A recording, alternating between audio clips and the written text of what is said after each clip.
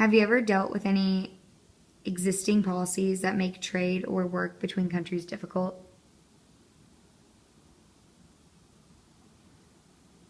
Oh, dozens of them. Taxes on currency, the money that is taxed in the country where you make it and then would be taxed again when you bring it back into the United States, so that certain companies have billions of dollars in cash sitting offshore, so that they don't want to repatriate it back here and pay taxes on it again. But there are dozens of international laws that affect trade. So if you bring the money back to the United States, they'll tax you and take portions of it. So that's why they use offshore accounts. Well, they've made the money in France and they're taxed on it in France. If they then brought the money back to the United States, they'd be taxed again on the same profit.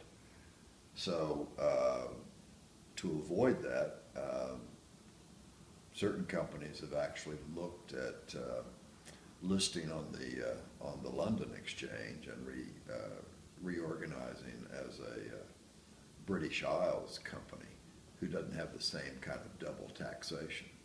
Also, our corporate tax rates are higher than many of the countries that we compete with. But if it's in an offshore account, how can that be part of your accumulated wealth if it's not? You use that money verified for? to buy or to fuel your offshore operations. You just never bring the cash back into the United States. Do you think that it's important for a fraction of a good to be produced domestically? Or do you think that matters at all? Boy, that's a good question. It matters because of the jobs. So I definitely want more things produced here, but they have to be competitive, and that's why there's such a logical growth in the kind of jobs that require more skilled labor than less skilled. That's why we don't have a textile industry in the United States. That's why the United States doesn't make T-shirts. You can make them in Bangladesh or Honduras or 100 other places for less money. So we have to keep creating new jobs that need more highly skilled workers to justify the pay that we pay for them. To make the products have to be competitive, and yet we want to be paying fair wages in the United States. Have you worked with companies that use outsourcing? Absolutely. What are some of the big ones? J.P. Morgan, American Express, Kimberly-Clark. But the first two are banks. What do they use outsourcing for? When you call to check on your credit card or your credit card expenditures or payment dates or anything regarding the services they offer, you will be speaking to somebody in India. What do you think the government gets back from subsidizing domestic product production? Nothing. And why do they do it? It's a waste of money because they're economically stupid.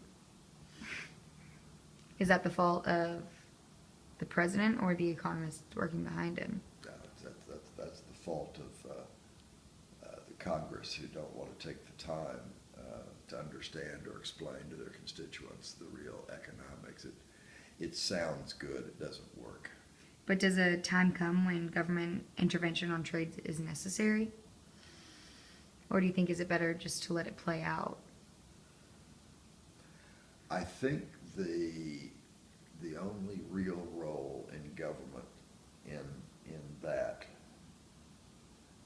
there have to be penalties for nations that pollute dramatically.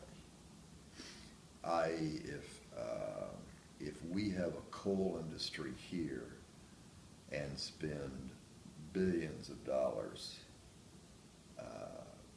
to clean the environment in the production of it and the use of it, and China also producing coal spends no money on the use or the production, that is not fair. It's also not good for the planet. It's not good for the people. So at that stage, the government can exclude trade unless there are consistent, increasingly consistent labor laws and increasingly consistent pollution control, environmental laws. Have you ever worked on a case where a country's government has intervened, or our government? Oh, absolutely. I've worked with companies one company that had a very large tin mine in Bolivia on Tuesday, and the government owned it on Wednesday. So that's real involvement by the government. They nationalized the industry, took it over. In what ways do you think trade policies protect human rights? Through the enforcement of fair labor practices, that we refuse to allow products that are produced by almost slave labor to be imported into this country. And Western Europe, if the biggest buyers of products insist that the labor laws have to be closer to our standards, or they cannot be imported into the United States, then they will adapt. Do you think a government is entitled to help domestic companies? No, it's not their job, and they don't do it well. Well, that's all I have. Thank you.